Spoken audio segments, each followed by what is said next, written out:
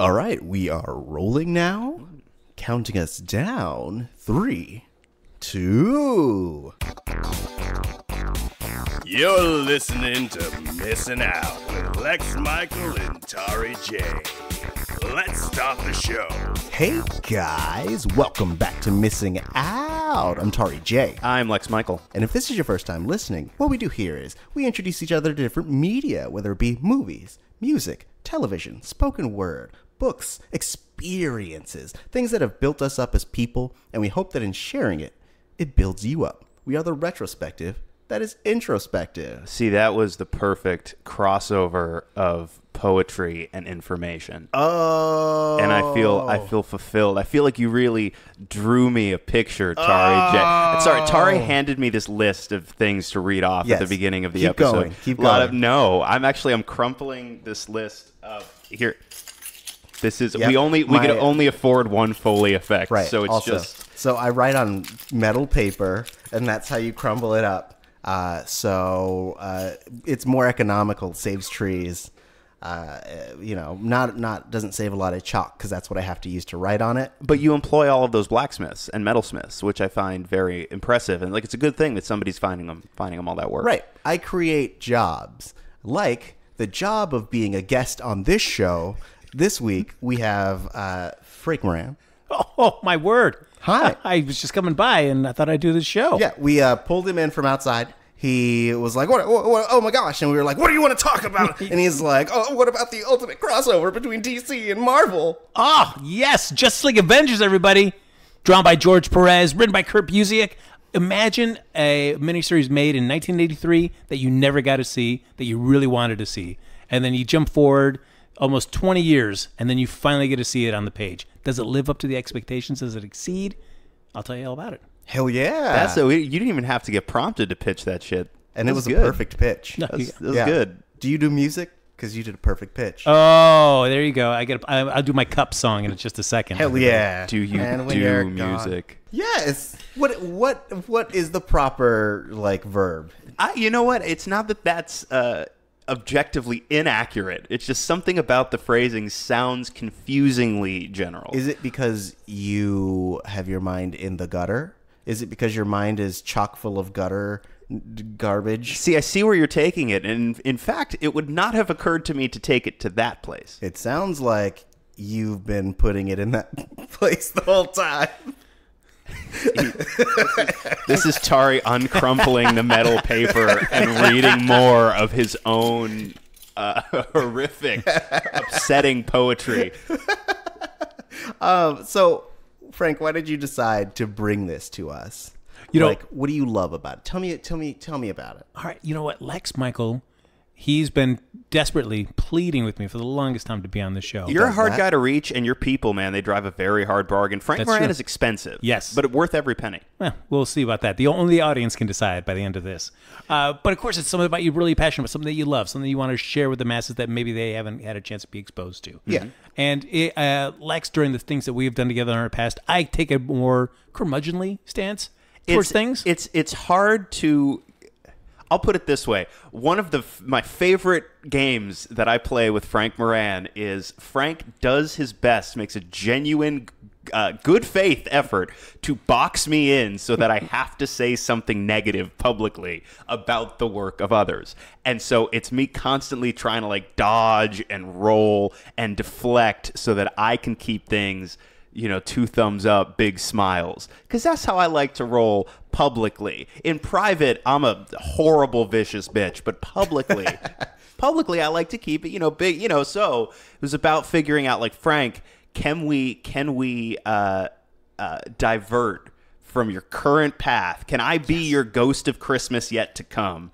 And can I inspire you on Christmas morning to be like, hey, here's some shillings, go get a big turkey so that I can feed the Cratchits because I've treated Bob so poorly. And this delicious turkey that I saw there, baked to a golden brown, basted properly and everything, is this great crossover that everybody's been waiting for. I'm a huge, long-time comic book fan, been reading since I was 5 years old, just steeped in, especially Marvel and DC, but a lot of other stuff. Yeah. But there are certain stories that just kind of hit that sweet spot for you, whether depending on the age that you read it or just the impression that it makes on you, the story, whatever that may be.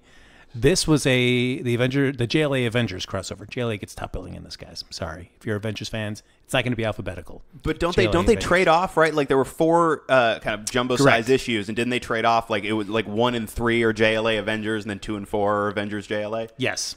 Except, of course, like on the collections, like the hardcover, like you brought in the hardcover edition, and of course it's branded JLA Avengers. Oh, those sneaky DC bastards. They got him. They got him on the thing that you want the most. Like, we got top billing, guys. But the reason for this, like, when you find something that you love, you really want to know a lot about it. And the thing that I loved about the Justice League Avengers crossover is that it was a crossover that never happened. It was supposed to happen, and then it didn't happen. But it had been created. Artwork had been done. Stories had been the storyline had been written, but it didn't get published due to a variety of reasons. So wait, did they actually have this ready to go in the 80s? Yeah, they almost finished penciling it. So wow. What happened, it was Jerry Conway, Roy Thomas, they were going to team up together, write the story. George Perez, who had worked on both the Avengers and Justice League, a phenomenal artist, one of my favorite artists of all time, just because it's just, if you think of comic books, the panel that comes into my head is more often than not, a George Perez panel. It's just full of dynamic characters and chock full of detail. Mm-hmm. He was going to be penciling this. So for anybody that loves comic books, this seemed like, how could this not win? And there was misunderstandings between the editors-in-chiefs of Marvel and DC at the time, both Jim Shooter at Marvel and Dick Giordano at DC, that led to this project falling apart. So it became just like an item that you really wanted to see. The biggest missed opportunity for a comic book fan. Right. And it had been leaked that the story had been mostly been written, and a lot of the artwork had been done, at least the pencils and some inks. Yeah. And so then this would start getting published, and it just became this in interviews. It always became like the greatest crossover that never happened. And you'd see things in different comic magazines online where they'd show you pages from this, and it just became like this quest. You wanted to see this whole story come together at some point. And for me, it was just like learning about this as a kid, that there was a story that never happened that was supposed to about the Justice League and the Avengers. Right. And you could see, it's not just one of those where, we were just spitballing ideas. And then that's as far as it ever went. The fact that a story was written, pages were penciled, and you could see them. You could see what this story was. It just teased you all the more that, like, why couldn't this? It was the original Snyder cut. Oh, that's right. Dang. Which we'll also never get. Ever. Stop asking for it. Yeah, I had not heard, but I had read one of the articles that was saying that, I guess, Jim, whose last name I forget because I'm a professional, was very unhappy with the story, but they had already started penciling it. And so that led to more disagreements, in that he's like, look, I told you not to go forward without my permission, but you did. And they're like, we don't remember. So then that kind of stalled it up as well. And this was such a summation because the first DC Marvel crossover was the Spider-Man Superman. Right. And they did a couple of those. They've done a Batman and Hulk. They did XMen and Teen Titans, which I think came actually after the Justice League Avengers kind of fell apart. But they've been doing these variety of crossovers, and so I felt like this was just a natural progression. Like, finally, we've teamed up individual characters, had some other cameos, but now we're going to take our 2 biggest and most favorite teams and let's put them together. That just seems like the best thing we could do. And then to see it fall apart, you're like, oh. Yeah. And I guess it's tougher. I'm just thinking from a company perspective, because I guess everybody's you have to look out for your own, I suppose, in a crossover like this, where you've got to make sure each character from each company is getting, the most love as possible. Right. Nobody can look like the chump while the other company's team is looking great the whole time. You've got to show equal love. Yeah. And I feel like that's got to be a challenge. And so I suppose somebody like Jim Shooter, when he's like feeling like, the storyline is maybe not showing my characters in the best light, whether it's story mechanics or I'm feeling like DC's maybe getting a little bit more shine on their characters than the Avengers are, then that may just you may decide just that you're going to walk away. Yeah. Right. Well, and that speaks to, I think, that the magic trick of being able to find that balance. I mean, in the final product, I feel like they walked that line impressively well, right? Like, everybody, especially too, even if you're only focusing on the core rosters of each team, you're starting with at least 12 main characters. Mm-hmm. And then you also throw in, your villains, and you've got at least 3 major villain characters in this story, and then you have almost every ancillary character you could think of is showing up at some point in this story, even if it's only to have a little moment in the background. But if you're actually scanning all of these panels, especially in the big splash pages where everybody's fighting each other, everybody has a little moment. Even if they have no dialogue in this story, almost everybody you can think of has a little moment somewhere in there. And everybody, like you say, like nobody ends up being made to look like a chump. And with that many characters to play with, that's insanely fucking impressive. Well, especially when you think about if you're just doing a book for Marvel or DC or whatever comic book company you're. Well, we're going to go with those two because those are more the ones that you have the more editorial kind of control kind of comes in. Right. But just dealing with that and trying to get a storyline executed and dealing with whatever objectives, overarching objectives that the company's going through. We're all leading up to this big summer's crossover, or we're doing this. And just trying to make sure that your story can get told as close to your original vision as possible. But then imagine doubling that up, and you don't have to just appease one company. It's 2 companies, right? And everybody that's working at those 2 companies may be wanting to weigh in on your opinion. I can imagine it's an incredibly challenging thing to try to pull off something like this. Right. It's like when they had both Warner Brothers and Disney characters in Who Framed Roger Rabbit, where the stipulation was like Bugs Bunny and Mickey Mouse have to share equal time. Things like that, where to try to placate both of these companies and tell a good story is near impossible. That's an actual perfect point of comparison, right? Because the logistics of bringing those 2 groups of properties together is so staggering to begin with. And since JLA Avengers, since Who Framed Roger Rabbit, which was ways before JLA Avengers was released, studios and corporations have only become more and more and more intense on guarding their IP as closely as possible, which is why I think something like Who Framed Roger Rabbit, something like JLA Avengers, is pretty unlikely to ever happen again. And that's so frustrating because even after this came out, people would talk at conventions to Joe Quesada and say, hey, what do you think about the opportunity maybe doing something with DC again, another collaboration? And it felt like DC was kind of at least open. At least publicly, they would say, like, hey, you never know. But Joe Quesada would pretty much just say, nope, no way. And he would just close the door on that. And so then DC was like, well, all right, if Joe Quesada doesn't want to do it with us, then we don't want to do it with him. So we're not going to do anything either. And it felt like it doesn't have to be as on the hugest of scales as JLA Avengers, but imagine a Daredevil Batman story written by Brian Michael Bendis. Right. Something like that, where the talent today that grew up reading all these huge company crossover books and would love the opportunity to do something like that today, it just doesn't feel like that's going to happen now. Right. And it's because 2 corporate entities won't play nice enough with each other.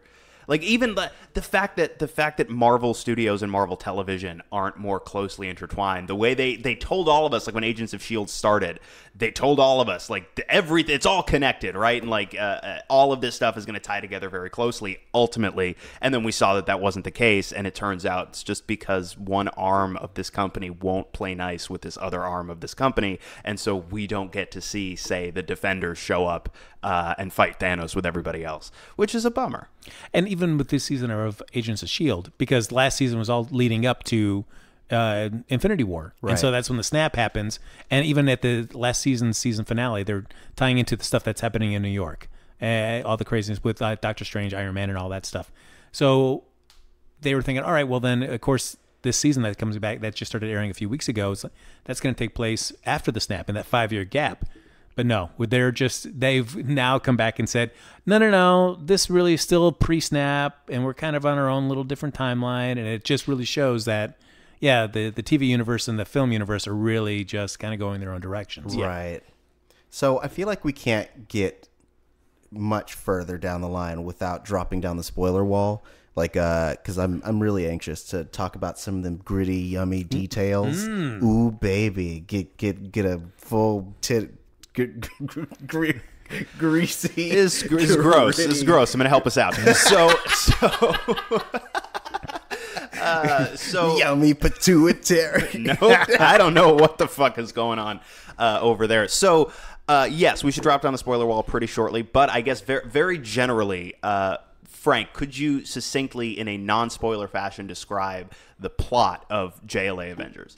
It is, as with all great crossovers, you need they always start off with somebody's from the opposing companies coming to a different universe and kind of stirring things up. So in the case here, we've got people from a villain from the DC universe coming over to the Marvel universe and vice versa, stirring up a little trouble, which leads to our two teams in a contest to collect as many items of power as possible, only to find out that it's they've been kind of double-crossed, and it leads to these worlds being converged together. We get to see what that life is like, and the idea is, do they stay in that same reality that's now being forced upon them, or do they fight to preserve their original reality, which comes with pluses and minuses. Yes, and I remember too the law that they passed, the federal law that they passed in the late 80s dictates that every time there is a big comic book crossover, they have to include some variation of a universe will die. Every time. It's a law. You can look it up. Yeah. They called it it's universe with like a really big UNI just to emphasize that there can only be one. Right. And then at the very bottom is like the Highlander signal. That's right. I mean, you still have those C-SPAN footage back in there with just this guy standing on the Senate floor pointing at big, large comic book panels of George Perez worlds kind of crumbling into ashes. Yep. Yep. Also, DC very taken in their crossovers with the idea of two worlds essentially overlapping and existing on top of each other. Yeah, that's right. If you can get a panel of two globes just kind of coming together and with some kind of crazy cool energy around it, this is the book for you. There's plenty of that. It's like Crisis 15. It's happening again. Uh-oh. What do we do this time? Can we do what we did the last 14 times? Yes. Well, great. I mean, and before we get into the spoiler wall, just for people, if you're looking for another reason to read this, is George Perez finally gets to come back and tell the story that he'd always wanted to tell. So he gets to draw this whole miniseries, and there for a long time had been a reputation about George Perez in terms of how productive he could be. Mm-hmm. He had kind of, and even admits there, like towards the, there's a mid-part in his career where he just got burnt out. Yeah. And it was tough for him to kind of stay on deadline, and he ended up kind of losing a lot of work of it because of it. So, but he really made a concerted effort when Marvel ended up rebooting their Heroes Reborn line, and they started up Avengers again, and he got teamed up with Kurt Busiek to go in and prove to everybody that he could still hit monthly deadlines. And he ended up doing almost 36 issues, pretty much on a monthly basis. He had a couple fill-ins here and there, but he really showed that he could still do it. And so when all of a sudden this idea of this crossover happened, he was tapped to do it, as well as the writer of the Avengers series that he was working with, Kurt Busiek. And if you're looking for somebody to kind of take from like two, I guess, classic Silver Age writers, Bronze Age, Jerry Conway and Roy Thomas, Kurt Busiek, fantastic choice. Yeah. So many great things that he's written. And even though he really hadn't done much Justice League, he had done this great run of Avengers. So I had no doubts when they said that he was going to be the writer for this, that he would be a perfect choice to pull this off in a really great way. Yeah. So if all of that didn't sell you, I don't know what else to tell you guys. Like, what else? What do we need? To give you money? Because I'm not going to do that. I ain't got none of that. But I will say that it's readily available. You can buy it on shelves. You can find it online on different resources in terms of like Amazon. I think it might also be on Comixology. There's a good chance it's on DC Universe because they purport to have all things DC, and this includes DC things. I would hope so. I do feel though like that would be my biggest question mark. Like I want to go, like when I get home, I'll go and I'll check if it's on there. But because Avengers are Marvel and because Marvel is now owned by Disney, I feel like at best 50-50, they're letting that shit go anywhere.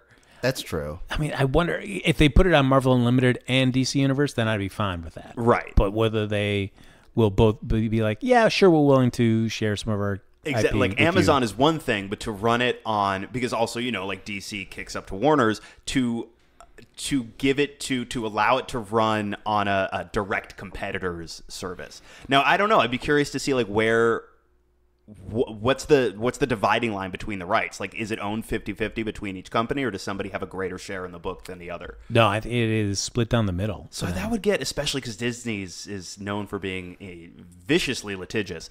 I'd be curious to see, like, I want to go home and check out if it's on the DC Universe service. Well, that's one thing I wanted to do because usually anytime they do a big collection, they will do the soft cover. And I said, like, no, I'm not going to worry about getting the soft cover. But then they announced they're going to do the big hardcover collection, not just including the 4-issue miniseries that they did, but then all the artists and writers' notes, as well as many of the original pencil pages from the 1983 crossover that never happened, all collected together. So I was like, yes. Whatever I need to do to get this. So this is one of the favorite things that I will often, at least once a year, I'll come back and read it again just because I just enjoy it so much. That reminded me, you talk about the big deluxe hardcover edition. Somebody got me a couple of years ago as a gift the big boxed hardcover Absolute Batman Year One.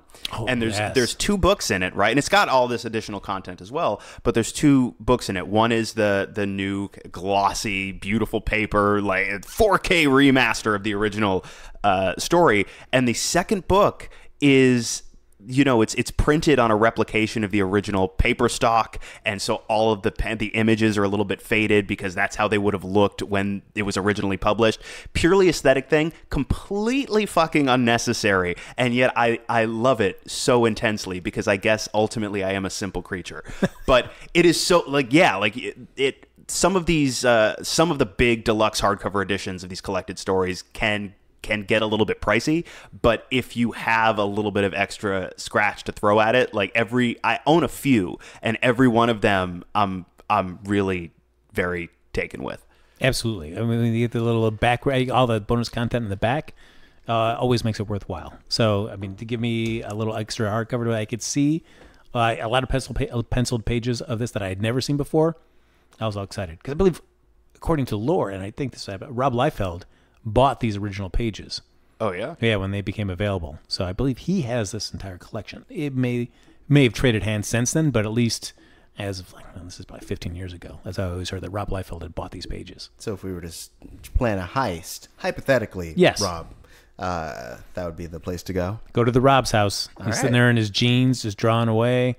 Yeah. And then you go and you just steal these sweet, sweet pages. He's listening to this podcast, and upon your inquiry, he purchased 6 more drones to guard his house. Well, it didn't work for Nicolas Cage. What? Okay, so there's a famous story about Nicolas Cage having a potentially, who knows if this is true, but he had like a first edition Actions comic number 1. Oh, yes. Yeah. So that was the reference. I was saying that I have that, Nicholas. Got it. Oh, I have it, and you can't get it from me, Nicholas. Anyways, so the spoiler wall would you now. Call yourself more of a treasure protector? I would. More of a treasure protector. Still the Declaration of Independence. Oh, but anyway, in my head, Rob Liefeld lives in a castle surrounded by drones. Of course. Yeah. So the spoiler wall is down. We've given you plenty of time, and here's where it cuts off in terms of I'm going to drop all the spoilers in the next 5 seconds. So you have your chance to reach for the dial. All right, your 5 seconds are up. Yes. Like that we got a shout out to the crossover that never was. Mm-hmm. There is a Rick and Morty parasitic worm style montage where they're like, remember the time when this happened, and remember the time when we were doing this, and we get a direct shout out to it, which I like that he was able to do. It also really made me want those stories. Exactly. And it's, if you look at the the crossovers today, for better for worse, as much as I like Brian Michael Bendis as a writer on many things, as an event writer, I get frustrated with him a lot because it feels like a lot of it is padded out. And the moments that are teased to you as the whole reason this event is happening end up getting prolonged. So, example. I say not Secret Wars. Yeah, Secret Wars. No, not Secret Wars. It was Secret Invasion? Secret Invasion, yeah. Yes. So that, the juiciness of oh my gosh, all these other potential heroes, maybe villains, people close to you could have been replaced by Skrulls. Mm-hmm. Fantastic. So you want to see the ramifications on all these heroes and all their lives. And they spend so many issues in the Savage Land just dealing with the initial incident. And you're like, come on, guys. I think it was a 7-issue miniseries, and I think by issue 5 they were still in the Savage Land. And you're like, holy cow. Let's just get to it. Yeah. What is happening? Right. So what I loved about this is that you want to see the Justice League and Avengers, and you want to see them meet. You want to see them fight. You want to see them come together.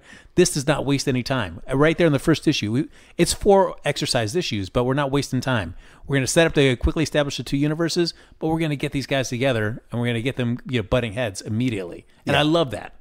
Because then it's a chance to see what happens after that. Right. And I really like how we establish the villain as this like world/universe ending entity. Like I part of me wishes they would have kept the like amorphous eye blob thing that they had done. But I do like that from the very beginning it really establishes that like if you're going to beat this guy, you're going to need both people to come and do their thing, which is a really good way to start off your big crossover. Right. And this villain, Crona, yes. Right? Like his goal seems to be somewhat vaguely defined in so far as it just seems like he wants ultimate knowledge, right? And he's willing to just tear through anything and everything in existence to get these somewhat amorphous answers he seems to be seeking. He has some very specific requests. He just wants to know what happens after a Big Bang, or before a Big Bang, or during a Big Bang. He wants to know about creation. I know, but I really like that his motivation is as simple as I just want to know shit. Yeah. Like, there is shit that I don't know, and that is unacceptable. So I'm going to tear through all of space and time to try and answer this one question. For what purpose? I'm just curious, really. I'm a curious party. Right. I read all my books. Well, he's the John Hammond of space. Like you spend so much time wonder if you could do something. You got to find out if you should. That's why the movie is so beloved, is because the script is poetry. Never before or since has true human spirit been articulated in such a grand fashion. Right, exactly. But like that's the whole thing. Like, despite him looking like a crazy warrior biker, like he's a scientist at heart. He looks like Lobo's cousin. Kind of. And what I like about it is it ties back into DC lore. I mean, you look at Crona in a lot of the Green Lantern story, where he searched for the origins of the universe, but led into a lot of stuff with Crisis on Infinite Earths, and that led to the big focal point of the Anti-Monitor wanting to go back to see the giant hand cradling the beginnings of the universe. To have that tied with the Grandmaster, who was the big person behind the original crossover, the Contest of Champions, the 3-issue crossover that really kind of kicked off Marvel's, hey, yeah, we could get something out of this if we combined all our properties together into an event. And so to have those two be like your main villains was a great nod. And if you're listening and you're not necessarily a comics person but are a Marvel movie person, the Grandmaster was portrayed by Jeff Goldblum in Thor Ragnarok. In the comics, he's taller and bluer. Yes. And I gotta admit, Jeff Goldblum's great, but there's something about this version of the Grandmaster that I just love because he's got that kind of weird, kind of like long, like robe-ish thing that doesn't really go wrap around, but I love that outfit. Yeah, I like that he's more of a cosmic entity. Like in the Marvel Cinematic Universe, he's kind of just a dude. He's like he's a guy who is kind of sadistic, but ultimately fallible. Right, they allude to the fact that he's maybe thousands of years old, but on Sakaar he looks like Jeff Goldblum. Right. I mean, I guess the biggest thing, and I'll ask you two guys this, is, and you even mentioned it too, it's like there's so many iterations of both of these teams throughout the years. Whether it's the satellite era, the Detroit era for the Justice League, if it's the Hydro base or it's the Mansion or it's Stark Tower for the Avengers, the lineups have changed. So everybody, I feel, has their kind of ones that they gravitate towards. So were the two of you kind of happy with at least the base characters that they had presented as this is who's going to represent the JLA and this is who's going to represent the Avengers through the course of the story? Yeah. Speaking for myself, not speaking for Lex, though I could.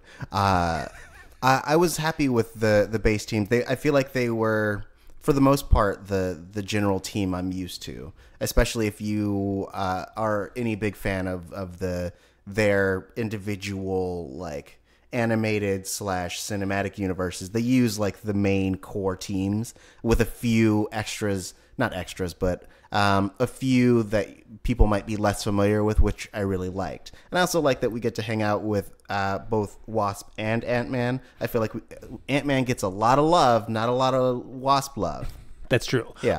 One of the greatest things they did with the Marvel Universe in terms of Wasp is just make her such a great leader. And that's, I think, that great character development for her. But I interrupt you, Lex. Oh no, I was nodding. It was a silent agreement. It was a yes, but a nonverbal yes. All right. Which is useless for audio content. But now we've paused so that I could articulate the yes and why the yes was inaudible. Yeah. Well, I mean, in audio medium, you have to go and sometimes you have to go preach. That's how it works. Just a lot of yes. Yeah. But like you bringing that up, one thing I really liked about this is that no matter what your favorite version of either teams are, you're gonna get them at some point.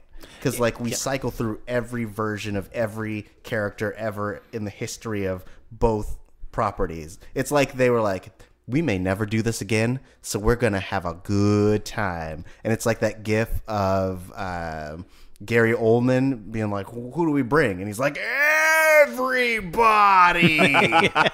That was this comment. It did, in a way, it felt a little bit like the recent like James Wan's Aquaman movie, insofar as it really did feel like when they were making that movie, they didn't know it was going to make all the money it made. It felt like, we don't know that we're ever going to get another crack at this, so we're going to put as much Aquaman as we possibly can into one movie. It felt like this story was constructed in much the same spirit. Like you're saying, it's like we may never, and probably won't, get another shot at doing this exact type of thing. So let's just put every single little idea we can think of into this story. And it shows, because this thing is packed with detail. And that's, I think, probably why issue 3 is probably my favorite, because that's, like you were talking about earlier, it's when we get to see these two universes converge, and we get to see the Justice League and the Avengers go through at least little bits of adventures and recollect adventures that they had undertaken. And just to see the opportunity to be able to live in those scenes a little bit and just see the variety of different casts that would be around for each kind of vignette that we get to see. It was just great, because as you're saying, it's like that one chance you don't want to just see these two teams. You would, as an Avenger or a JLA fan, you want to see all the possibilities, and I love that this series gives you that. Yeah. Were the main teams good for you, or were there characters you switch out, or there what? were? I mean, I know the original version. It also had a couple that I really didn't care about, but they had Beast, and I love the Beast, and I love the Beast as an Avenger. I'm not a huge fan of the Beast as an X-Men. I feel like the X-Men version of the Beast, they focus too much on him being a scientist, and they lose that fun version of the Beast that he was when he was on the Avengers team. And I mean, I'm sure that, there's probably somewhere in between that you could get that version of the character that pleases both aspects. Right. But I just feel like Kelsey Grammer. Yes, that's exactly it. Yeah. Sidebar on this. X-Men Dark Phoenix. I don't even have to say X-Men Dark Phoenix, but Dark Phoenix, again, we get another chance to see the Beast in action. And I just realized, like, the Beast in any version of the cinematic universe is just, I feel like, underserved. Because anytime he fights, it's just, I'm going to growl, I'm going to leap, and I'm going to slash. Yep. That's it. Yep. That's it. He doesn't do anything. Like, if you read the comics, he's bouncing all around or doing this cool stuff. And it's just a leap, a growl, a slash. I'm like, twice, but both Kelsey Grammer and Nicholas Hoult, that's pretty much all we got out of him. Like, he's better than this. Yeah, they just didn't want to break the prosthetics. They're like, all right, you're going to do as little movement as possible. Otherwise, your face is going to crack. And he's like, you got it. And then somebody's like, well, why can't we just CG some of this stuff? Dude's like, look over there. You see all that big shit Fassbender's doing with his hands? We gotta spend so much money CGing helicopter parts and shit all over this yard. We don't got the money, dude. So just jump and growl and slash. Yeah, I'd rather, like, just have him in makeup the whole time. I don't need to see him looking like Hank McCoy, the human. Just let him be blue and furry the whole time, and let's just get a CG version of him doing some really cool acrobatic stuff. Yeah. There was, speaking of Beast, I feel like and I know this is an Avengers meets JLA, but there was a significant lack of X-Men characters. Like, there have been other X-Men that have jumped in and out of the Avengers, but at no point in any of these, and maybe I missed it, in any of these, like, alternate universes or stories was like Wolverine, like, "Hey guys, it's me. I'm hanging out. What are you guys up to?" And I get, because like they also did just like a short cameo with the Fantastic Four. It's like they wanted to just nod and acknowledge that they exist, but like really focus on your main characters, which I get. I just wanted more X-Men. Well, because I know like Ben Grimm, he was part of the West Coast Avengers for a super hot second. And then Reed and Sue joined the Avengers for a few issues and then ended up walking away because they kept on butting heads with Cap too much. Yeah. Like, who's the real leader? Me, Reed Richards, or you, Steve Rogers? What's going on? Johnny, never part of the Avengers, so that's why you really never really see him show up in here. You've got the original Human Torch. He does show up. So when you see the flying guy that looks like the Human Torch, it's really our boy, the original Jim Hammond, the original Human Torch. Oh, nice. Who was in the West Coast Avengers. So that's why they show up in the book. And I mean, of course, Wolverine, it would be great to see him, but the whole Bendis New Avengers era happened many years after this got published. Right. So they didn't even know. But at this point in publishing history, it was just Beast and Scarlet Witch and Quicksilver were your three mutants that kind of associated with the Avengers. Right. But otherwise, we didn't have a lot of mutant love on the team, which is, I feel like, because everybody kept on like, I've got the X-Men characters, you got the Avengers characters, we can cross over, but we're not. Like, you're not going to have my characters for a while. Right. So, which I miss. What I do love now is that it seems a little bit more lenient.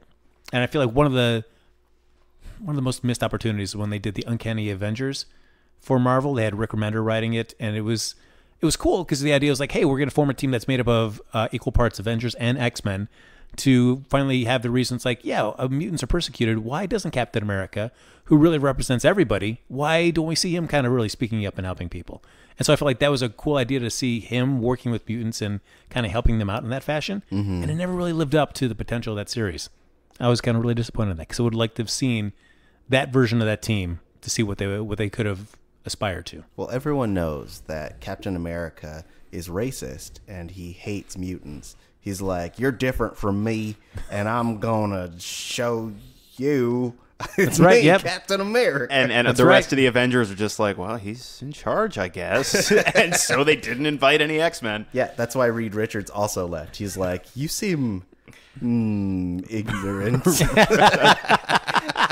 Well, this does kind of tie into JLA Avengers because they kind of create the idea like these two worlds have very different effects, and they're two iconic characters, both Captain America and Superman. So as they cross over to each other's worlds, they get affected by those universes in different ways. And I have to admit, that is probably the one part that I don't know if I needed that little bit of the story into this. I didn't need to see, Superman feeling like, hey, these heroes in this world have not done enough to help out their society. Or Weirdly, Captain America going yeah. like, they're held up as deities and they want to be worshipped by the people that live here. I just felt like there was unnecessary stuff to layer on top. Oddly judgmental of both of them. Yeah. Yes. I wanted it to be other characters. Like, I feel like those commentaries would come out better either, like, on the Marvel side from, let's say, I guess both of their human, like, genius billionaires. Like, if it was like Batman and Iron Man having those two different perspectives, like, you get it because they're the ones who are over analytical and also pretty paranoid. And so, like, having especially because we get it from the gate, where both Superman is acting weird and everyone's calling him out, and also Captain America also acting weird and everyone's like, are you guys okay? Like, I feel like having it be those characters, I get that they are the staple of their individual properties, so you have to have them being the most, like, anchored and affected by it. But I really wish it was from different characters because it felt so out of place. Yeah, I mean, I guess you need that, I suppose, in this, because if they were behaving normally, then I don't know if they would actually really fight. That we get to see at the end of issue 1 and part of 2, we see them fight against each other because everybody's like, oh yeah, we could talk this out. We don't need to fight. So I guess by really ramping up the emotions of Cap and Superman, your two leaders, that's going to spur everybody else to like, oh yeah, we'll fight, even though we don't understand why, and right. we don't know what's going on with you. And of course, that's always been a staple of superhero crossovers, is your heroes always need a reason to beat up on each other a little bit before they realize, oh, okay, we're both being played and we need to team up and stuff. And you're actually nice. Yeah. Hooray. Yeah, but, like, there's also merit in, like, yes, those two are are going to try to talk it out, but not the rest of their crew. So it would have been really cool to just have them trying to stop the fight while everyone's just going bananas, because they can't be in all places at all times. I mean, they could, like, I guess Superman could super slap and make everyone go back or whatever, but then, like, it's still not going to stop the big splash pagey fun fights. So, like, just having them try to talk it out over the chaos would have satisfied my itch. No, I agree with that, because I mean, you do see like Thor. Nobody's really holding back Thor. I mean, he just throws he smacks Superman with that with his Mjölnir right out of the gate. Like, right. All right, cool, we're down. So I mean, I guess when you're talking about this, you got to talk about the fights, though. Yes. So Superman, Thor.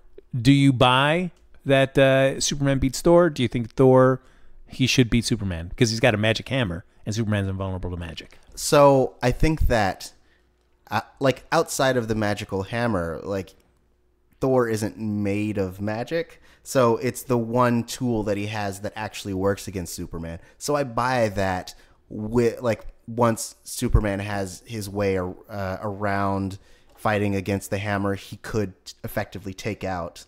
Because also Superman heals and all that stuff. Like, he's a very quick to recover. So he could effectively wear Thor down. Because when he says at the end, it's like, he was the toughest foe I ever fought. I'm like, man, but you like pretty much died against Doomsday. So, I mean, Pretty much, he did die. yeah, I mean, he was in that Kryptonian, like, deep catatonic state. Right. But, I mean, for all intents and purposes, everybody thought he was dead. So it's like, was Thor tougher than Doomsday? Right, I like, don't know. right. Bruce is like, really? Is he though? And Superman's like, no, for real. If he had killed me, he would have killed me so much harder than Doomsday. And Bruce is like, all right, dude, it's fine. Yeah. I'll let you have it. The one weird moment of that scene, though, is that the way that everybody gangs up and does a beatdown on Superman after he smacks down Thor. It's like, you don't do this, not to Thor. I'm like, really? I mean, sure. It was so weird to, like, what is so, like, about Thor that's like, no, nobody does this to our boy Thor. I'm like, oh, all right. He's a prince of some kind. I mean, he is their, like, comic relief character. So it's like in Justice League, the animated series, how when Lex Luthor killed the Flash in an alternate timeline, spoilers for Justice League, a very, very old story, then the Justice League became like overlords. It's like the same thing. He's their Flash. There you go. Yeah. And now, you know, I mean, I guess you have the Vision trying to drill, like, lobotomize people that he doesnly like anymore. Exactly. Yeah. Speaking of, in these giant splash pages that take place throughout this series, you get, like we were talking about before, insane amount of detail. And if you look at there's no wasted section of these giant frames, and you have little stories going on in the background, just once, you know, still images of one character locked in combat with another character. And Tari, I know you were taken with this element as well, because you like took a screen cap and sent it to me. We're like, we need to talk about this. One of my favorite details in this entire series is when the Justice League and the Avengers are fighting each other. If you look, I think it's the lower left of the 2-page splash, you see, like, in the background, very small, Batman has launched a flying kick at Vision, who has decreased his density to the point where Batman and his kick just phase right through him. And I love that concept so intensely, because I want to... You know, there's a whole story there that you could tell about the moment where Batman realizes, I'm literally phasing through this creature. What is this? And then spends the next, 4 issues doing detective work, trying to figure out what Vision is and how to take Vision down. And all of that is potentially there in this it's just one tiny part of one giant panel with all of this other stuff going on. But I was so very taken with that. Yeah. Because did you guys read the old, like, DC versus Marvel miniseries that happened even before this? So mid to late 90s, basically, is where comic book audiences could vote for who would win in fights, and they had a bunch of title fights that the audience would get a vote on who the winner was, and then they had, like, undercards that editorial would decide who was going to win those fights. Mm-hmm. So you had, like, Batman versus Captain America, Wolverine versus Lobo, Superman versus the Hulk, and basically it would just be audience, the readers would just vote for this. And so for Captain America versus Batman, they all voted Batman. Of course, it became more like a popularity contest instead of like, let's really think about who would win in the situation. Like they had Wolverine beating Lobo, which I don't think that's going to be the case, but it ended up doing it. But I feel like at a certain point, if Wolverine and Lobo are fighting each other, they both just get real drunk and pass out. That's true. Like I feel like they pass out taking swings at each other, and they fall unconscious leaning up against each other, so neither one of them actually falls, but they're both unconscious. It's like a lean-to, and if you tapped one, they'd both fall down. But they're just out on their feet together. I mean, and I do at least like the way they do it where they kind of test each other for a second and then realize like, yeah, I mean, we could probably beat the other, but it's going to take a long time. So why don't we just put that aside and we just try to figure out what's really going on with this? Yeah, I like that Batman at some point is like, let's let these yokels do their thing while we do the real work, which is classic Batman, guys. Yes. But I also, because like with Batman, that he spent years before he became Batman traveling the world, studying with all these different masters and all these various different disciplines, a lot of different fighting, detective work, all that sort of thing. So you can realize that he's one of the, I guess you could say, one of the world's greatest fighters in the DC universe. Right. Captain America is always considered one of the greatest tacticians and I guess one of the greatest fighters. But it's like, other than having like training in Avengers, in Avengers Manor, he's sitting there in the training room, or just everything that he learned through basic training. Like I've never really seen stories where it's like, I've spent 3 years learning from the top masters of these different martial arts forms. I've never really seen that, so I don't know where Captain America's fighting prowess comes from. I feel like movie Cap has that a little bit. Like if you go from Avengers to Winter Soldier, like the opening of Winter Soldier, I feel like the implication is you could backfill. He's spent all of his time when he's not doing missions for S.H.I.E.L.D. Between Avengers and Winter Soldier, he's been training from some of the greatest masters in modern tactics and combat and soldiery. But yes, I don't think you really have that with comic book Cap, at least comic book Cap of the era in which the story was initially constructed. Yeah. Well, but I also feel like he has the endurance factor. Like as everyone knows, he could do this all day. Very true. And he also has the additional strength. I don't know what the strength comparison, because Batman gets a lot of boons when it comes to his like how much he can lift and how strong he is. Like everyone's like, Batman can lift 1,000 pounds with one hand, and he lifts 500 pounds with his dick. And so like, I don't actually know how strong Batman is compared to Captain America with his super soldier strength. Like how much can he bench, bro? Yeah, I mean, for that we have to go look at the DC Marvel Universe book, and then the DC Universe book where they kind of list all their stats. Right. Which I loved reading those. We're just like, oh yeah, these are all the stats. He can bench. It was always for the Marvel one. It's like he could bench, like a truck. Or a car. It would give you that little thing. Or then it would be like She-Hulk would be underneath the Hulk in terms of what they could lift and stuff. But I always felt like it was like, yeah, Batman could lift, or Spider-Man could lift a small car. I was never a big stats guy. I always had that moment of numbers. This shit isn't fun. Fuck off with your numbers. But don't you, as a fan, you want to quantify that stuff? Don't you want to be able to know, like, this person is not as strong as this person because they can only do this much? I only want it in terms of like anecdotal evidence. Like when I'm doing my person versus person battles, I go, well, this person did this thing at one time, so it must be stronger than this person who only did this at this other time. When it comes to numbers, like it's too finite. Like I want some room for conjecture. True. Yeah, because I mean, I guess no matter what the numbers say, there are always going to be those scenarios. It's the Spider-Man being trapped underneath that wreckage trying to save Aunt May. All that adrenaline all of a sudden makes him lift that tremendous amount of weight, when ordinarily if you're just looking at the stats, it's just saying, oh, he can just lift this. But put him in that extreme situation, you're right, and it changes what he could do. Yeah. Right. And the other reason I never got too hung up on stuff like stats is because the nature of comics is such that if you're coming to a book that's even a month after a book you read in the same line, odds are 50-50 at best that they're just going to amend the power set and strength level to fit the parameters of whatever story they tell. So the stats ultimately, they mean nothing. It's just a way for people to, like, it's just a basis to argue with each other, which just felt like it can lead to a lot of fun debate and conversation. But I tended never to take that into stories with me because ultimately it's probably irrelevant. No. Every comic book writer consults the compendium and is like, all right, well, he can only lift 32 pounds, and so we have to make sure that whatever he's carrying across this bridge is 32 pounds or less, because people are going to check, because nerds are the worst.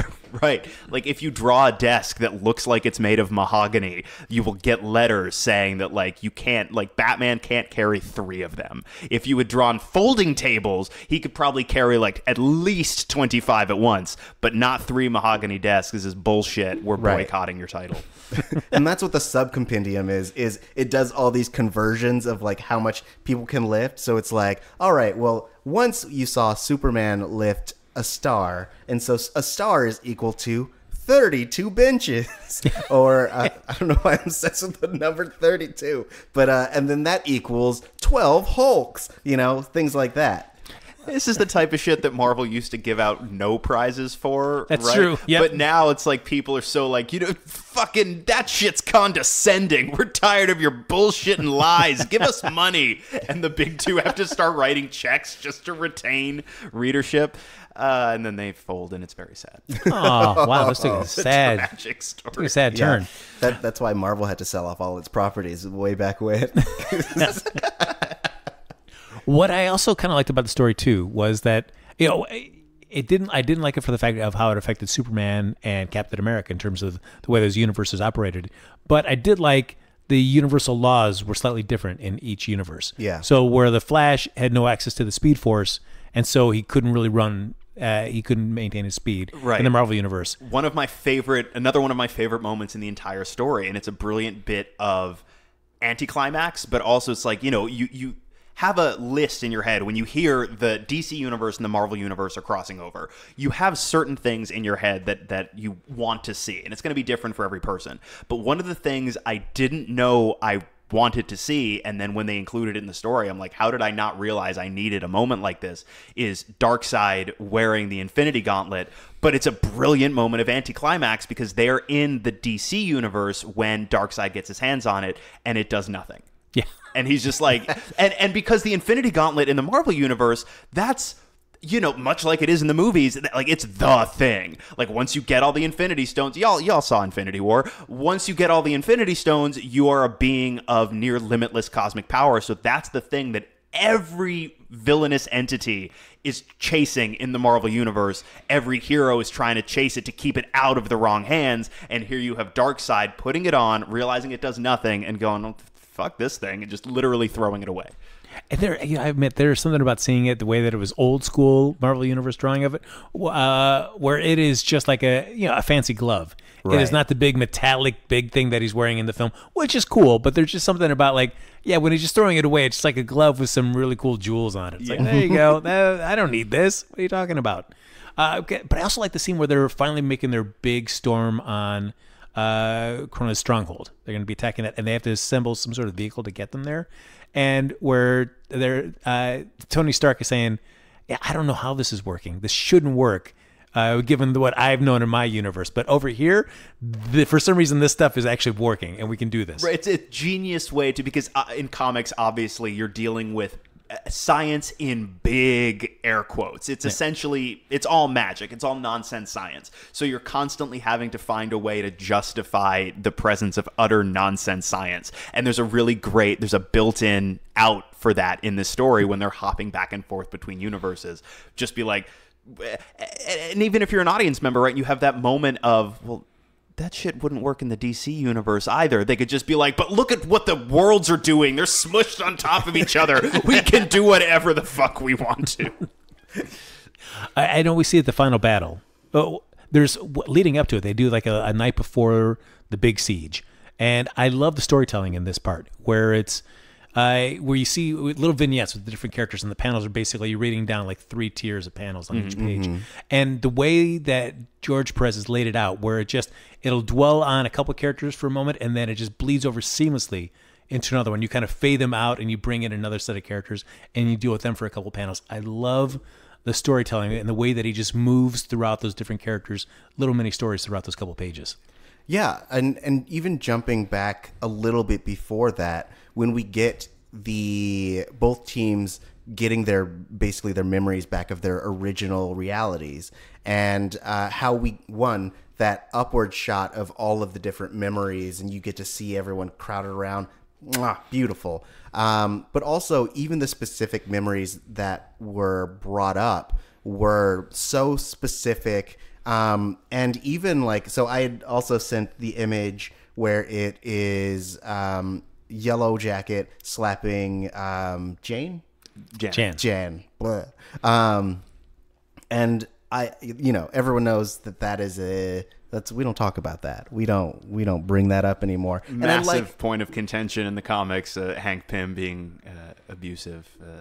Spousal abuse. Yeah. Spousal abuse, man. But I like the way that they handled it. They showed it, and then the way that he reacts to it is so sullen and visceral, and you understand that, like, even though he has no memory of it, like, he feels the weight of what he had done. And even you get that with Hal Jordan, who at some point is traded in, like Kyle goes away and is now Hal, and you're like, all right, cool, keep it going. Well, and also, like, Wally is swapped out for Barry Allen, who is still dead. I forgot how long Barry Allen was dead for, by the way. It always seems like almost 20 years. Right. Like, it, in my head, it's like, well, Barry Allen is the Flash, right? But for so many people, it's Wally West first and foremost, and I forget that's because Barry was dead for like 20 years. Yeah. But Barry and Hal also realizing, like Hank realizing, if we put everything back the way it was, this is stuff that will happen or will have happened. Mm-hmm. And how do we grapple with that reality? With Barry and with Hal, it's literally, if we put everything back the way it was, we are dead. Right. Because we have died already. And they have that exchange, which is essentially, boils down to, it's okay because it's about what you leave. It's about, the good works you hopefully did while you were there. And like, we did good works, and it's not for nothing. We leave behind a legacy that is bigger than us, and what we did is important, it's meaningful, and we'll find a way to make our peace with this. Like, rereading this, I read it again last night. I was like, all right, I'll read this again. There's that moment where they are talking about it in that sequence. We're like, oh yeah, if this happens, my gosh, I can't believe this. And Hank wants to talk about it a little bit, and Jan just kind of brushes him off, like, we don't have time for this right now, Hank. And there's like that little sad sack moment of Hank kind of walking away. Yeah, I guess. It's, we're just, it's our emotions. It's just other people are sacrificing so much more. Like, okay, yeah, wah, Hank, all right, whatever.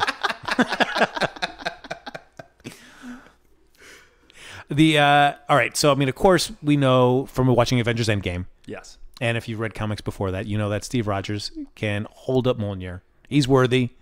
We get to see Superman do it. Any question that's like, of course, if you're going to give it to anybody in the DC universe, Superman should be able to hold it?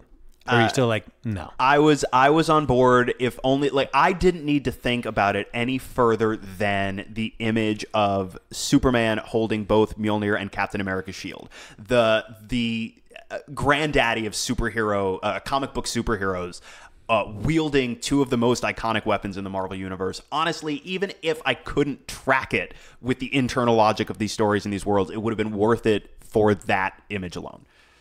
Right. Like, I could have just as well been like, all right, well, maybe Mjolnir's thing doesn't work in this nega space that they're in. Like, it doesn't. I also was mostly about him being like, hell yeah, I'm wielding these. And you even get a kind of a preview of it in one of the earlier issues. It's like, look, you're going to get this. Also, I felt like, because at the certain point, Thor throws it, and he basically just holds on to it. He doesn't even really like use it. So for all intents and purposes, he could have just been a rider on it. That's true. He's not really being worthy. He's just itching a ride. Right, exactly. I also really enjoy that they undercut the need for the question entirely. Like, could Superman actually See, I'm stopping because it's an absurd question to begin with. None of this shit's real. What? How dare you? But within the established internal logic, like, could Superman really wield it? Okay, we saw it happen. It was a cool moment. Could it really, is that a thing that could actually happen in these worlds? And I love at the end, there's that little bit, once everything goes back to normal, Superman's not able to wield it. And Thor says something to him that essentially boils down to, it only happens sometimes. It only have like there are some worthy people, but it's mostly me. Like occasionally something slips through the cracks. That's what happened. Won't happen again. And so there's no need to explore it any further than that. But that's like where you feel like the writer's like, we got to justify, guys. We got to put things back. It's like, yeah. But only Thor can really hold this hammer. Right. We know that, right, guys? Like, we needed that really cool moment. It's that moment at the end of Endgame where Quill's like, well, we know who's really in charge. And Thor's like, of course. Yes. But like, I could have also just been fine with them going, here, have this back. I'm never going to see you again. Take care. Yeah, that's exactly. Yeah. I know I'll never hold this again, so we never even need to talk about it. Right. Yeah, that's fine. But I also buy that Thor, for his own personal gratification, to make himself feel a little better, would be like, yes, but never again. Certainly. Let me just put you down a little bit before I leave. But I also like the same way, like where Cap goes, hey, I'm going to be in this in this ship, kind of guiding and overseeing this battle and all strategies. So you take the shield. I'm also thinking, like, it's Superman. Does he really need Cap shield? Does he? It's just for the image. Yeah. It's for the fans. Right. I'm sure the Superman was like, I don't need this shit, but it's a peace gesture. No, I'm gonna shit in it later. I love the idea of a moment where Superman's got Mjölnir and he looks over at Cap before he flies away and he just holds out his hand and like beckons, is like, come on. And Cap's looking, he sees he's referring to the shield, and he has that moment of like, do you really need it though? Like, you're Kryptonian. The sun actually gives you greater power. Maybe I need it. Like, I've got super soldier strength, but I can't charge myself up via the sun. And Superman just grabs it. He's like, for the fans, flies away. Because, I mean, it's like Cap should be thinking, like, things could go wrong. As much as whatever strategy I have in mind to doing this, it's nothing could go wrong. The ship could crash. I could be down in the thick of it. Maybe I should have my shield with me just as backup. No. I like a Cap I guess that's why he's Captain America, man. Yeah. I mean, it literally appeared back to him when he needed it anyway. It was almost like he had his own Mjölnir, because it was just like, oh, I guess it's gone.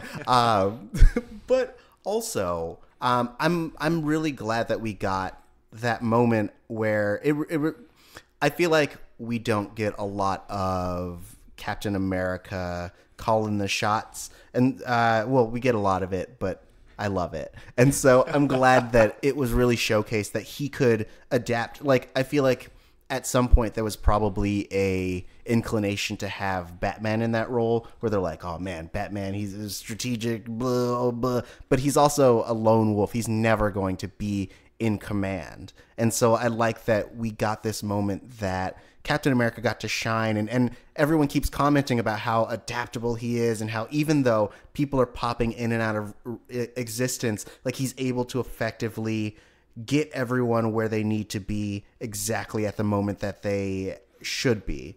I feel like you don't really get a chance, especially in like crossovers, to have such a wonderful moment like that. I agree. That's where Superman says, like, yeah, if we need one person to lead both these teams, it's got to be you, Captain. Right. And even Batman, when he says, yeah, I agree. Because I think if Batman, I mean, he's been in leadership roles, but I feel like he leads by intimidation. Right. And while Captain America is just inspiring everybody to give whatever they can, and he will maximize whatever efforts you're going to give him, he will maximize that to the greatest potential possible. Right. Yeah. So I feel like people are like, yeah, I will follow you, Cap, whatever you say, I will do. Yeah. Also, Batman would just keep going, kill yourself. Kill yourself. All right, dude, kill yourself. We got to get him. We got to keep him going. Kill yourself. I did want to see more of that, the Batman Taskmaster fight, because it's just like, I got such a sweet spot for Taskmaster. There's just a lot about the guy with the photographic reflexes.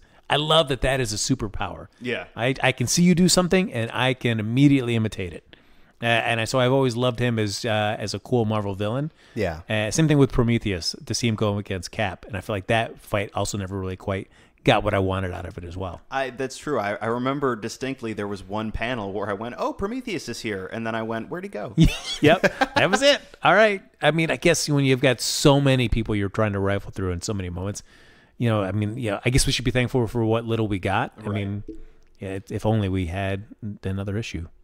Just of that. I mean, we could have done with less of the kicker. Batroc? Yes. But, like, we definitely, like, there was a whole page where he's just like, oh, I'm French. Oh, mon ami. And you're like, all right, can we calm him down? Can we do other stuff right now? All he does is just leap. He leaps. That's it. That is all he does. I mean, that's what I liked about him in Winter Soldier. I mean, he was fine in that little bit in Winter Soldier. Right. You got to show Captain America, you got to put Captain through his paces, but then that was it. We don't need to see you anymore. That was fine. And he didn't have that terrible French accent. No. Oof, thank goodness. Oh, man. All right, so we're about out of time. Any last thoughts on this wonderful piece of media? I do want to shout out one of my favorite elements of the story was the rivalry between Hawkeye and Green Arrow. Which, of course, like if these two universes are going to cross over, that's one of the most obvious rivalries you could establish. But I loved the way Clint and Oliver's characters bounced off of each other, and I love the way that they butted heads, but also when the teams finally coalesced towards the end, the way they were able to complement each other, I liked a whole bunch. Yeah, there's just that one little vignette where it shows the Justice League in Green Lantern's bubble at the Source Wall with Dr. Doom trapped on there, where you've got Hawkeye as part of the team. That was probably one of my favorite little moments in there. Oh, yes. And because he's with Black Canary, right? Yes. And you get to see Oliver just seething as they're making out in front of him. Yeah. It's great. But that's my Green Arrow. I like that Green Arrow that's got, the Robin Hood cap. He's got the little goatee. He's, that is Green Arrow to me. And he's always like hating the fat cats in the world. It's like, yeah, you fat cats, what are you doing? Not the Green Lantern, or the Green Arrows that we got here today. Sorry, Stephen Amell, you're fine. No, my Green Arrow kills people, and then he feels bad about it, and then he kills more people. That's my Green Arrow. But I would say, just in closing, if you get a chance, if you've never read this, and anything we've talked about is piqued your interest, or if you're somebody that loves comic books for a long time, and this is still a great story. I mean, it's the last big company crossover that we've got between Marvel and DC. And very likely the last we will, until Disney literally owns everything, which, long enough timeline we might be looking at. Until that day, I feel like we're not going to get another one of these. I feel like trying to make something like this happen would just be, there's too many hurdles you would have to clear for it to be worth it for either party, or at least in their perception. I would imagine there are far too many hurdles to clear. Yeah, I mean, because I think they would think about, like, oh, how would we make it? It's IP that drives their theatrical division, right? And so, like, why are we going to spend time and resources on a story that we can never really monetize on any other sort of platform? Well, and also too, it's giving the competition a bit of a bump once they do that. Arguably, yeah. because if the comics now are like you say largely IP to reinforce theatrical, you're drawing even greater awareness back to the Justice League, which again is your primary point. I guess it's silly to suggest that anything's competing with Marvel Studios at this point, but your biggest hypothetical source of competition, you're bringing additional awareness to. So I would imagine somebody in the room when those decisions are being hashed out would take issue with the fact that they would essentially be plugging the competition at that point also. Right. I mean, but it would only behoove DC to do so, and also I want it. Well, yeah, so, I agree. It would probably behoove DC to do so, but if you're Marvel, what is the upshot for you? Then you start converting those other people. I mean, I think the biggest hurdle would be just the egos in the writer's room of that, especially because, like, I feel like it's easier to do on paper than it is on screen, where you're like, all right, legitimate amount of screen time has to be like 5 minutes, and this person has to say all the cool lines, and then this person gets to take a hike. Like, I feel like those will be the biggest points of contention, which but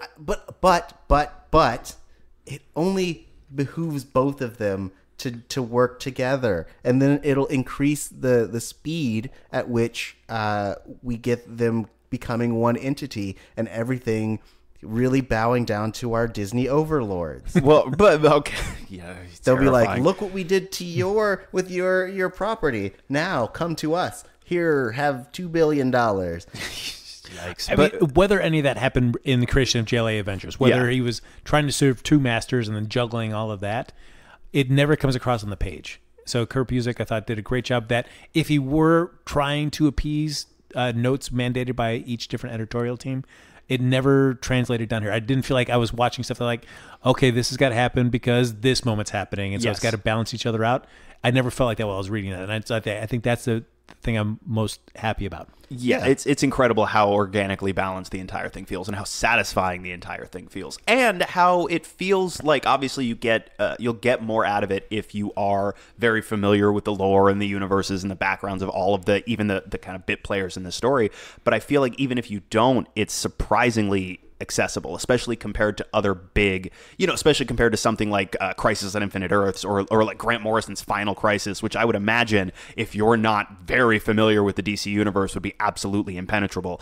I feel like this story is surprisingly accessible. It feels like the blockbuster movie version of what this type of thing would be, and I mean that as a compliment, while also feeling like kind of what it is, right? Like Frank, the way you put it, it's sort of the best 1980s Marvel DC crossover you never got to read, and then you did get to read it, meshed with a super accessible, almost summer blockbuster accessibility. And if you want to see what happens after the story, Kurt Busiek went on to do a small run on Justice League, which ties in towards it picks up pretty much at the end of this, where it can't really reference anybody by name, but just they kind of like, hey, Crona's in this, this giant golden sphere that deals with what happens with the Justice League and that afterwards. Just 6 issues of that was fucking weird, right? I just like to imagine they're like, well, I miss Hawkeye. It's just Black Canary pining. Yeah. Just, that guy. What a dreamboat. He can use his dynamite arrows on me any day. Woo! Oh, boy. Because they explode, and they're arrows. And she has powers, so she'd endure it. This isn't making it training. less confusing and upsetting. Come on, Lex. It's getting worse. Anyways, so if you've listened this far, we dropped like individual moment spoilers, and you have a general idea about like what the story is, but I definitely feel like it is something that should be experienced with your own eyes and your own brain. We're going to put some links down in the description in case you want to grab it for yourself if you haven't already experienced it, or if you need a refresher and you're like, oh man, they reminded me of all of my favorite parts. So please partake. It's definitely worth your time. And while you're at it, also make sure to follow Frank. Oh, guys, follow me on those Twittergrams at HappyGoJackie. Yeah, sure, do that. I know that Lex loves that handle. I'm so used to it that I forget what the reference is. Doesn't it have something to do with Ray Romano? There you go. You remembered it all. Ray Romano ran an old SNL bit. Okay. Yep. I mean, I don't get it. He on an episode of Saturday Night Live, he played a sportcaster that was trying to come up with cool catchphrases. Oh, got it. And one of his was the black guy goes happy go Jackie like a donkey eating a waffle. Got it. Yeah. So for some reason that phrase and the way he said it made me laugh, and so I just happy go Jackie just always stuck with me after that. I dig it. It's the story becomes horrible the more I say about it. So I should never explain where that comes from. You just tell people it's part of your secret origin. Yeah, that's right. One day you'll get the long fabled issue 0 of the Frank Moran series. Oh boy, yes, great. What about you, Lex? Where can people find you? I'm on Twitter and Instagram at the Lex Michael. Awesome. And you can find me at TariJ, TARIJAY. But most importantly, you can find us at Missing Outcast. That's MissingOutcast. So, make sure to keep hitting us up on this sweet podcast platform that you are using to listen right now. If you want to change it up, we're on all of them. So go there. And make sure to follow us to know what we're talking about from week to week. And get assorted articles that we're interested in. Is there anything you'd like to plug, It's too late for anybody that's watching this now. It's already passed. But every Sunday night, go listen to me talk about General Hospital, the great soap opera over there at AfterBuzz TV. All right. Sure, why not? Yeah, this coming Sunday. Yeah, yes. Hell of a plug. What a plug. Sure, why not? Yes. You're going to be bored tonight. Why don't you Listen to me talk about an ABC soap opera. There you go, everybody. Oh, man, good plug. Good, great plug? Totally. Yeah, sure. Awesome. Well, we will see you next week. Until then, this has been the retrospective that's introspective. And now you have a new perspective. Big wink. Big wink. But the only reason you have this new perspective is because the worlds are colliding, and once everything goes back to normal, we'll be dead. That's true. Wow. We do it. It's all for you. It's all for you, Damien. I thought you were a legacy character. That's why I've seen you. Like, No, I've been dead for 20 years. I died in Crisis. Feral lad? yes. You're all fired.